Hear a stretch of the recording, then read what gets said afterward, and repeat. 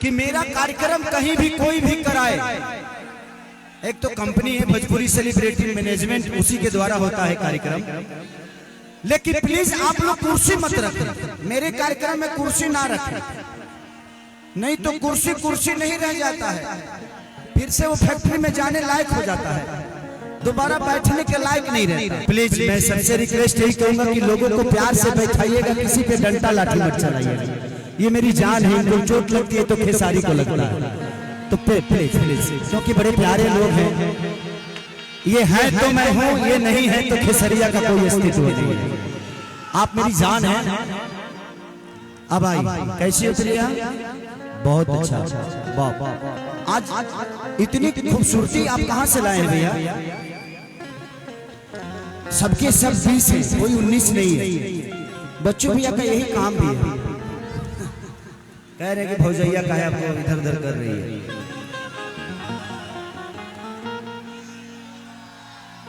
कि तू तो लोज लेके रहा तारा दोसरा के डेरा में, अब बच्चू भैया बर्बाद भइल बाड़ा नचनिया के फेरा।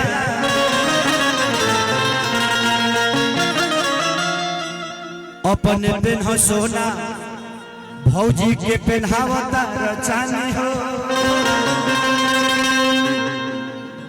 आहे मंच पर एगो खड़ा गाड़ी तोहरे दीवानी हो। इधर आओ, क्या नाम है आपका? पायल। पायल,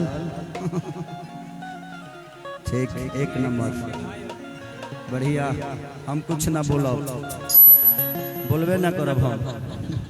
हम कुछ बोलो तनी फंस जाता, नहीं विवाद हो जाता है 1 मिनट में हमारा बोली से। हाई लोग निमन निमन लोग आइल बा यूट्यूब वाला लोग, हम कुछ बोलो तनी तनी मान का बतिया हटा देता लोग, अपनी उल्टा सीधा बोलो तनी तो आधा बतिया हटाओ में लगा देता लोग। व्यू के ना मिली निमन बात पता व्यू मिली ना, एहू लोग के पता बा। और बजा के न्यूज में चलो हमारे बुराई करत रहता, हमें बड़ा एको बाउर बात ना बोलो, तारा लोग के कंटेंट देवे ना करो, सब निमन बोलो प्रवचन टाइप के।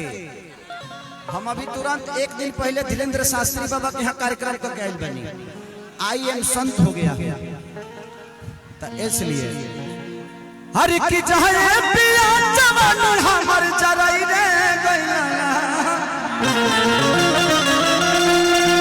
मैं चाहता हूं कि एक बार ऐसा हल्ला करो कि पूरा झारखंड हिल जाए। बहुत प्यारा। आपका नाम? रवीना। नबीना। कभी ना कभी ना रवीना। I am Tandon. 1 2 1 2 3 4।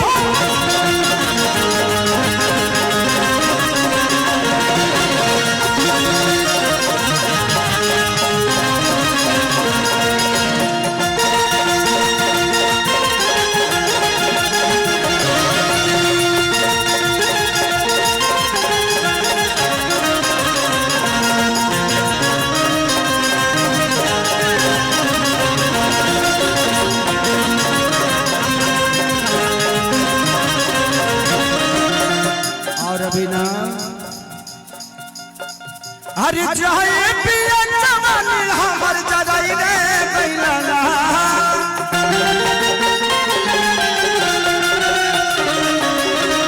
अरे चाहे पिया जवान हमर जराई रे गइला ना।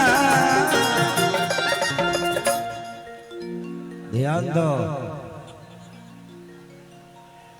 एगो नचनिए करा। अच्छा कनिया तू ही हो? आपन वाला के ओ माय डॉग कि एगो नचनिए कारा, एगो नचनिए कारा न कनिया के भुलाई गई।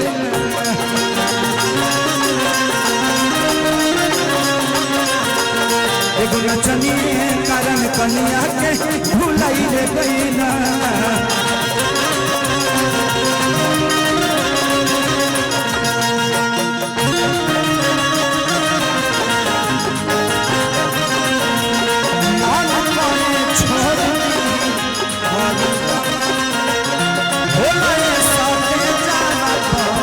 होके जाई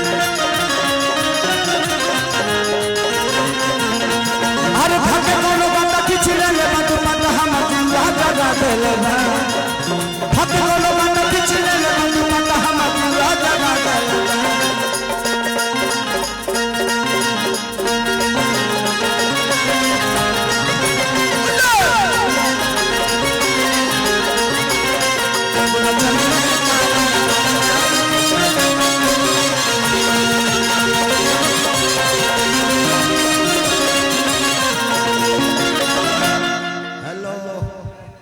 हेलो कम कम कम कम तू मोबाइल लेके कहे नाचता रू द हम ढा लेतनी हाँ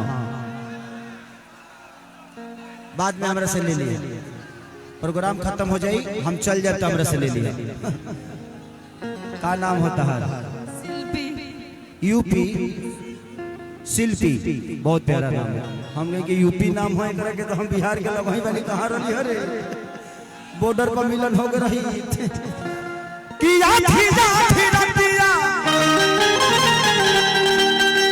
पिया बुलतिया के जाना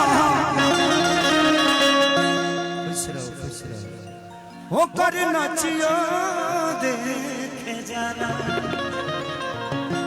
कि नाच के नशा में दू को रोटियां नहीं खाना को रोटियों नहीं खाना आपका उम्र नाचने वाला नहीं है आपको पढ़ाई करना चाहिए बट ठीक है कितना एज हुआ बेटा आपका कितना एज हुआ अभी खतरे में हो कि आठी जाठी रतिया पिया बुलतिया लेके चला हो कर नचियो देखे जाना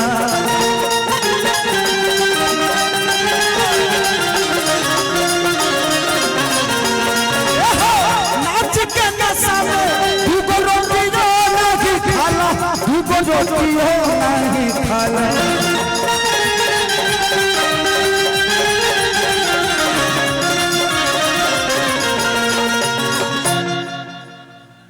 अरे की जाए पिया कमाई कुल्ही उड़ाई रे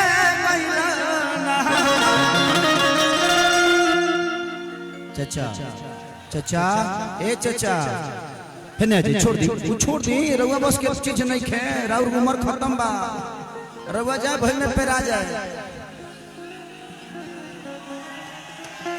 कि जाए पिया कमाई कुल्ही उड़ाई रे गइलाना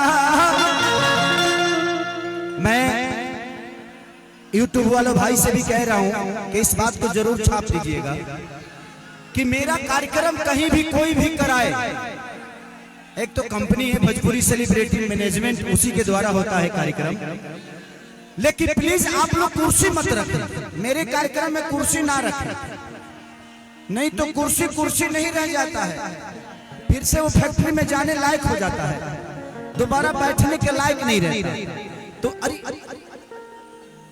भाई ये कौन चला रहा है ड्रोन कौन चला रहा है नहीं कितना नीचे ड्रोन नहीं चलता ड्रोन को ऊपर रखिए सेफ है बट अभी लग जाता ना किसी की आंख में लग जाता है इसको ऊपर रखिए कोनो नया ड्रोन हम देख ले बनी रोज के ये काम हमने के कम से कम इसको 8 फीट पे रखो आप हाँ इसको आगे रखो नहीं तो 8 फीट पे रखो हर की जाए पिया कमाई कुल्ही उड़ाई रे गइलाना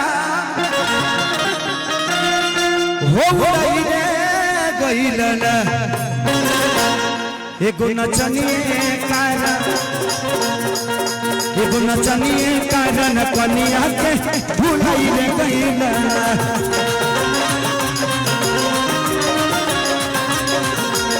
एगो नचनिए कारण कनिया के भुलाई रे गइलाना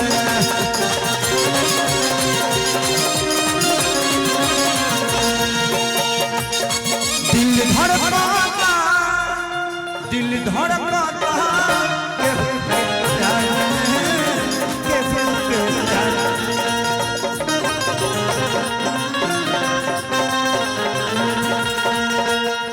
मन मस्त भइल बा मस्ती दू पल प्यार के मस्ती मन मस्त भइल बा मस्ती दिल डूबल प्यार के कश्ती रहे लगी ना एकरा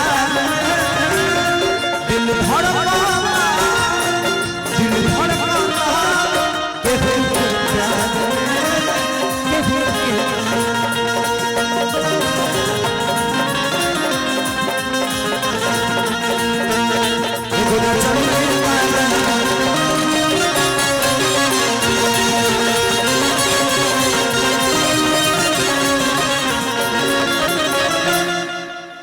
बाबू आपका था ना?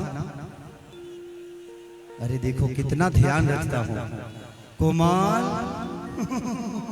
अरे माय डॉग कोमल तू मत छोड़ी हमरा के, मैं लोग छोड़ दे हो।